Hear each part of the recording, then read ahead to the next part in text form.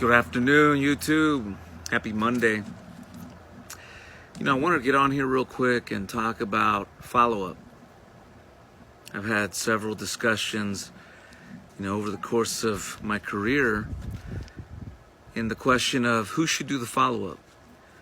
The agent that made the sale, or should you as the owner pay someone to do it for the agent, so that way the agent can focus on making new sales and you can support them on the retention department or the follow-up.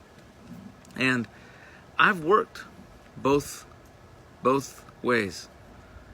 And if you have a group of people that know exactly how to retain business, it works. But for me personally, after doing both of them, I have to say that I believe that training the agent to do their own follow-up is a lot better long term. And, right off the top, I remember many times my clients would call me when somebody else was doing the retention and they were a little apprehensive, they weren't very cooperative. And sometimes the retention department would cost me sales. That happened many times. But I think the biggest one for me is that I realize that when someone buys insurance the first time, chances are they're going to buy again. If they ended up buying a small policy at first, chances are somewhere around the relationship, they're going to want more insurance. So who's going to be there? And what I've realized is that all of that upsell opportunity goes to the owners of the agency because they paid someone on payroll to do that, but they're also collecting that business and they're taking it directly to the company. To this day, I have not heard of a insurance company that sends the upsell opportunity or the referrals to the agent that originated the sale. I just haven't. So from my standpoint, because I'm an insurance agent, I prefer to follow up on my clients to, one, retain the business long term. Second, look for an opportunity to upsell them more insurance because the cost of funerals keep rising. And then third, to really establish myself within their warm market, friends and family, by asking for referrals. And the way we do it is 7 days after the policy is issued, we're on the phone with a client. They're expecting a call to go over the policy and the application. 30 days from there, we're going over the banking coordinates, making sure they understand that their bank statement is a receipt. 60 days from there, we're on the phone helping them fill out that memorial guide. Whether it's through Dignity Planning or you build your own memorial guide that you want to send to the client. There is so much value with memorial guides. I've been able to see over 10% retention when I help my clients with a memorial guide. And I could say that with true confidence because I remember rolling out the FCGS for Lincoln Heritage in 2005, and that increased our sales and retention. Senior Life, we rolled out Legacy Assurance, and our retention went through the roof. Why? Because people knew that we were not just helping them with their insurance, but that we were also helping them with the planning aspect. And the planning's very basic.